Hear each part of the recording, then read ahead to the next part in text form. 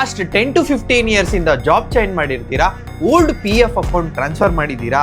ಇಲ್ಲ ಅಂದ್ರೆ ಈ ವಿಡಿಯೋ ಕೊನೆವರೆಗೂ ನೋಡಿ. ಜಾಬ್ ಚೇಂಜ್ ಮಾಡಿದ ನ್ಯೂ ಎಂಪ್ಲಾಯರ್ ಹತ್ರ ನ್ಯೂ PF ಅಕೌಂಟ್ ಕ್ರಿಯೇಟ್ ಆಗುತ್ತೆ, UA ನಂಬರ್ ಸೇಮ್ ಇರುತ್ತೆ, old company PF account separate ಆಗಿ ಉಳಿದಿರುತ್ತೆ, ಕಾಂಟ್ರಿಬ್ಯೂಷನ್ ಸ್ಟಾಪ್ ಆಗುತ್ತೆ, ಅದರಿಂದ ಅಕೌಂಟ್ ಇನ್ಆಪರೇಟಿವ್ ಆಗಿರುತ್ತೆ. ಆದ್ರೆ ಇಂಪಾರ್ಟೆಂಟ್ ವಿಷಯ ಏನಂದ್ರೆ ಕರೆಂಟ್ EPF ರೂಲ್ಸ್ ಪ್ರಕಾರ ಇನ್ಆಪರೇಟಿವ್ ಅಕೌಂಟ್ಸ್ ಕೂಡ ಇಂಟ್ರೆಸ್ಟ್ ಸಿಗುತ್ತೆ. ಆದ್ರೆ ರಿಯಲ್ ಪ್ರಾಬ್ಲಮ್ ಏನಂದ್ರೆ ಮಲ್ಟಿಪಲ್ ಓಲ್ಡ್ ಅಕೌಂಟ್ಸ್ ಟ್ರ್ಯಾಕ್ ಮಾಡೋದು ಕಷ್ಟ, ವಿಡ್ರಾ ಮಾಡೋದು ಕಷ್ಟ, ಕ್ಲೈಮ್ ಮಾಡೋದು ಕಷ್ಟ.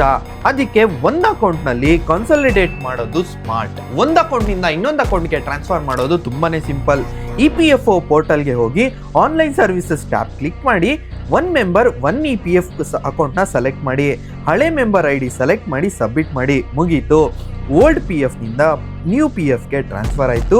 ಎಲ್ಲಾ ಬ್ಯಾಲೆನ್ಸ್ ಒಂದೇ ಅಕೌಂಟ್ ನಲ್ಲಿ ಈಸಿಯಾಗಿ ಟ್ರ್ಯಾಕ್ ಮಾಡಬಹುದು. ಟ್ರಾನ್ಸ್ಫರ್ ಮಾಡಿದ್ರೆ 8.25% ಇಂಟ್ರೆಸ್ಟ್ ಪ್ರಾಪರ್ಲಿ ಕ್ರೆಡಿಟ್ ಆಗುತ್ತೆ.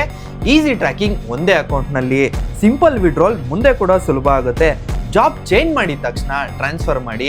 ಹಾಗೂ ಫಿನಾನ್ಷಿಯಲ್ ಇಯರ್ 25-26 EPFO ಅಪ್ಡೇಟ್ ಪ್ರಕಾರ ಇಂಟ್ರೆಸ್ಟ್ ರೇಟ್ ಈ ಮಂತ್ ಇಂದ ನೆಕ್ಸ್ಟ್ ಮಂತ್ ಕ್ರೆಡಿಟ್ ಆಗೋ ಚಾನ್ಸಸ್ ಇರುತ್ತೆ. PF ಬಗ್ಗೆ ಏನೇ ಡೌಟ್ ಇದ್ರೂ ಕಮೆಂಟ್ ಹಾಕಿ, ಇಲ್ಲ ಅಂತಾನೆ DM ಮಾಡಿ.